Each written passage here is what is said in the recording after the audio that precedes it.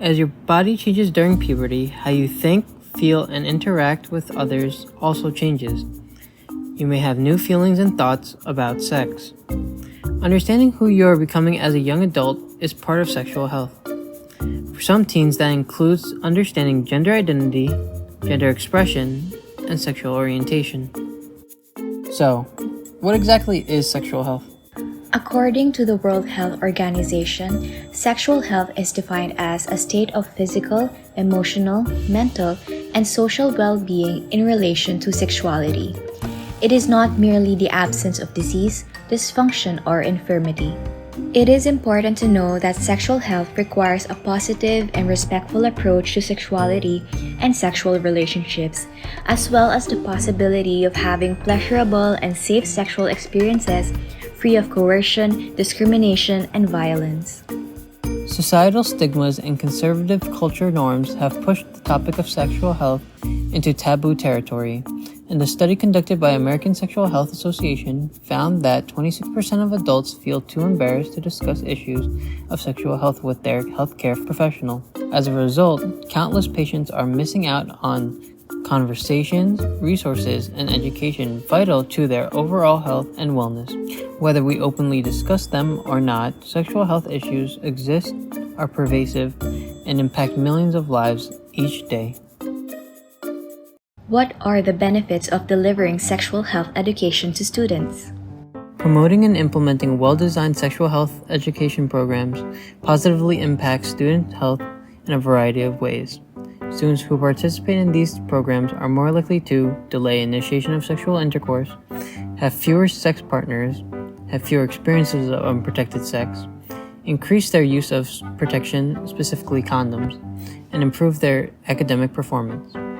In addition to providing knowledge and skills to address sexual behavior, quality sexual health programs can be tailored to include information on high-risk substance abuse, suicide prevention, and how to keep students from committing or being victims of violent behavior and experiences that place youth at risk for poor health and academic outcomes.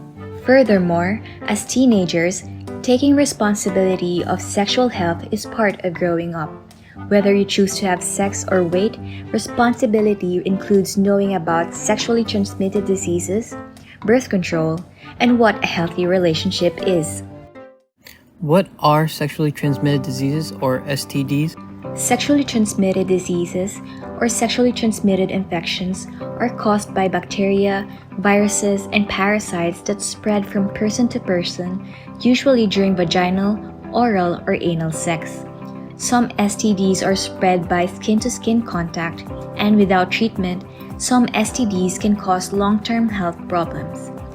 There are more than 20 types of STDs, including chlamydia, genital herpes, gonorrhea, HIV/AIDS, HPV, pubic lice, syphilis, and trichomoniasis. Moreover, STDs don't always cause symptoms, so it is possible to have an infection without knowing it and then pass it on to someone else. The only way to know for sure whether you have an STD is to get tested. Many young people engage in sexual risk behaviors and experiences that can result in unintended health outcomes. CDC data show that lesbian, gay, and bisexual high school students are at substantial risk for serious health outcomes related to sexual behaviors, violence, substance abuse, and poor mental health as compared to their peers. Sexual risk behaviors place youth at risk for HIV infection, other STDs, and unintended pregnancy. In HIV, 21% of all new HIV diagnoses were among young people aged 13 to 24 in 2018. 88% were young men and 12% were young women. In STDs, half of the 20 million new STDs reported each year were among young people aged 15 to 24. In teen pregnancy, nearly 180,000 babies were born to teen girls aged 15 to 19 years in 2018. For young adults who decide to have sex, safer sex practices will lower your chance of getting an STD, and they include talking with your partner about preventing STDs and getting tested before having sex.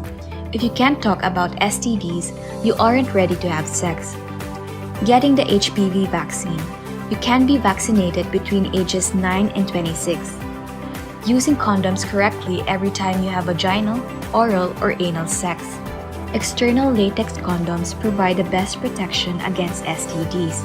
If you or your partner is allergic to latex, you can use polyurethane condoms. Internal condoms made of nitrile are placed inside the body. They may be less effective against STDs than latex external condoms. Don't use both types of condoms together because that increases the chance that they'll rip. Use a dental dam to protect the mouth during oral sex. Having sex with only one person who has sex only with you. But first, both of you should get tested for STDs. Not mixing alcohol or drugs with sex. You need to think clearly to make safer choices about sex. In addition to avoid sexually transmitted infections and remain as healthy as possible, there are certain sexual hygiene practices to keep in mind. Use a mild unscented soap, but take care not to get soap on the inner labia or head of the penis. Water alone should be fine for those areas. Moreover, cleaning with special products like vaginal douches and feminine sprays may only end up irritating your genitals. It is also a good idea to change to a dry and breathable underwear throughout the day. Vaginal douching disrupts the natural balance of the vagina, which can cause bacterial vaginosis and increase the risk of sexually transmitted infection. The best rule of thumb is to keep it simple. Vaginal intercourse is one of the many risk factors for urinary infections, also known as UTIs. The short distance between the openings of the urethra and the anus makes it easier for bacteria to reach the urinary opening. Urinating before and after sex will help flush the bacteria from the urethra, significantly reducing the risk of getting a UTI. For men, it is also advisable to urinate after sexual intercourse. Good sexual hygiene keeps you healthy and prevents infections from spreading. How can I reduce the chance of pregnancy? What is birth control? If you decide to have sex, birth control can help prevent pregnancy. There are many types of birth control that work in different ways. Your healthcare provider can help you choose birth control that's best for you.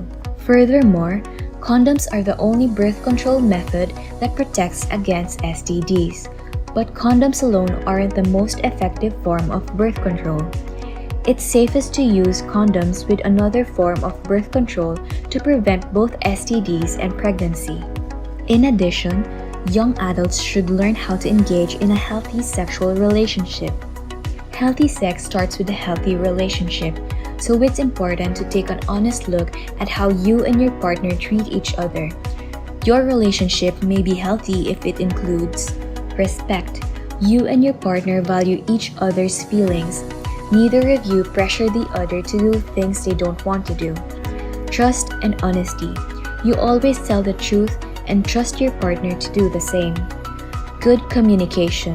You feel safe talking openly about your feelings, STDs, and other relationships, and you both listen. Your relationship may be unhealthy if it includes jealousy and control. One of you wants to make all the decisions and tries to keep the other from spending time with their family and friends. Disrespect. One of you makes fun of the other person's ideas and feelings. Pressure. One of you tries to bully the other into doing sexual things that they don't want to do. Violence. Hitting, shoving, grabbing, and sexual assault should never be part of a relationship.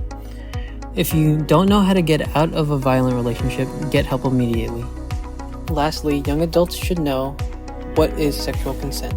Sexual consent is an agreement to participate in sexual activity. Before being sexual with someone, you need to know if they want to be sexual with you too.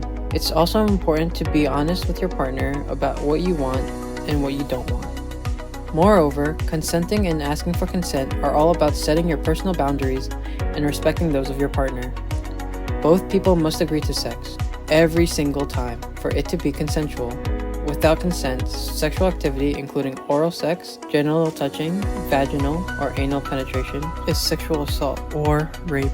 As teenagers and young adults, we should be able to accept and celebrate our bodies, gender identity, gender expression, and our own and other people's sexual orientation. Furthermore, it is important to develop the skills to effectively communicate with our family, peers, and partners, whether they be casual, serious, sexual, and/or romantic.